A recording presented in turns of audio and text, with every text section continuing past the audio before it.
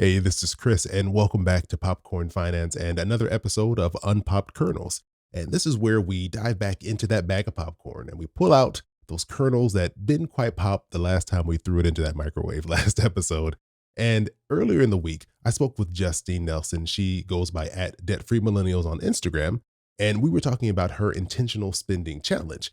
And this whole 30-day challenge she set for herself where she's going to spend money, but spend it with intentionality, with being very mindful of where her money's going and kind of tracking her feelings and thoughts as as she's spending this money out of her bank account. And the conversation was great, but there's parts I had to cut because we gotta keep this in the popcorn finance time limit here. So I had to cut some stuff from that episode. But Justine brought up one of my favorite topics while we were talking. That's food. If you don't know, I love food. Food is delicious. I like eating it from all types of different places, from different countries. It's Food is amazing. I'm sure many of you out there agree with me. But in this context, Justine was talking about how her food spending, specifically like eating out, was impacted by this challenge. What did you notice that you didn't expect to notice as you're 2 weeks into this challenge? Okay, so let's go with food because this one hurt me bad, Chris. It hurt me bad. So I'm an avid sushi lover. I'm sure there's other listeners who are out there and like, yes, I need some sushi in my life. And I found that this spot that is just down the street from my place, I ended up spending about $40 on 2 rolls and a little small appetizer of egg rolls. And I didn't feel good about that purchase. And I was thinking to myself, I really love sushi, but I felt like $40 for 2 rolls and a small app was just kind of expensive. So it really did kind of make me think like, oh, I love sushi, but I don't love spending that kind of money on it. So, okay, when I saw you post about this, and I immediately was like, okay, I can relate to this because there's a lot of sushi places around where I live, and I'm always excited to get sushi until I get the bill, and I'm like, wow, that I did not expect to be hit with that much money. So, what was it that made you feel differently about it? Because I'm assuming this isn't your first time going to the sushi place before, right? Or was it? No, this is a regular spot, and we regularly rotate to this sushi spot when we go and do takeout or we go out to eat on a Friday night. That's kind of my husband and I like to do Friday nights. I'm not cooking. Let's order out. And this is a spot that regularly pops up in our takeout rotation. And so I think what hit me differently about this time was actually looking at the bill, because a lot of times when you're ordering takeout, you're just like, oh yeah, $40, sign and done. And I'm not looking at the receipt. I'm throwing it away. This time I looked at the receipt, then I looked at what we got, and I was thinking, I don't know if I feel good about this. This doesn't seem like a lot.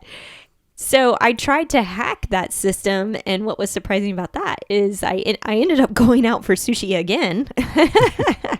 Only this time I ended up going to sushi for lunch.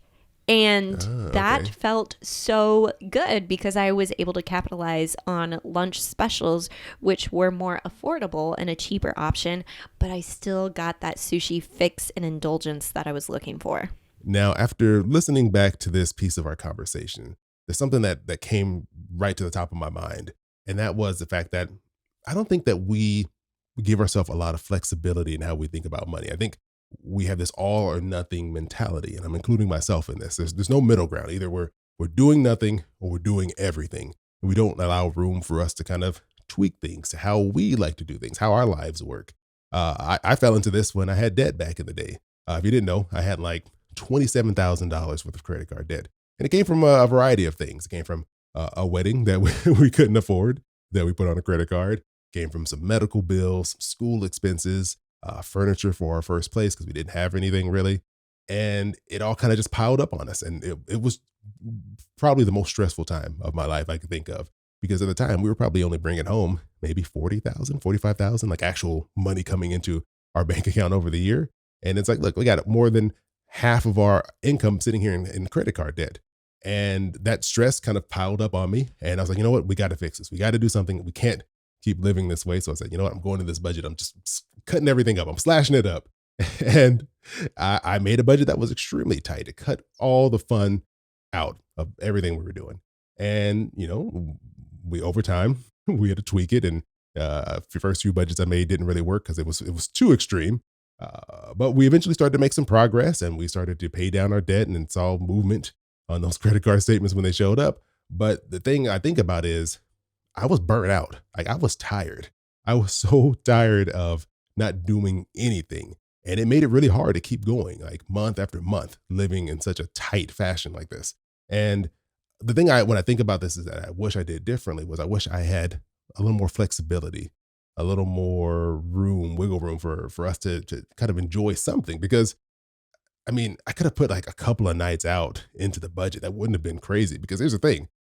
We would just break and spend money and just stress about the fact that now the budget's all messed up and we made this big credit card payment. We got to buy groceries next week, but we not accidentally, we purposely went out and now it's all blown up in our faces. And it's like, you knew you were going to do that. You could have just planned for it, but it felt like I can't do that. I have to be all in. I can't give myself any room, any flexibility.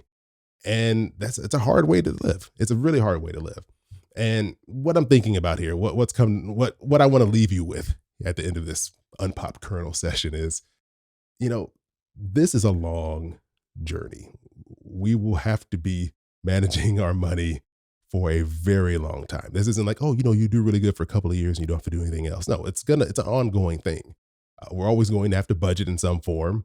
And that's just part of life. Maybe some parts of your life, you're a little more strict, more stringent, more detailed in your budgeting. And then other times you're a little more free flowing, kind of just checking in here and there, but you always are going to have to do something. You got to be mindful of all this stuff.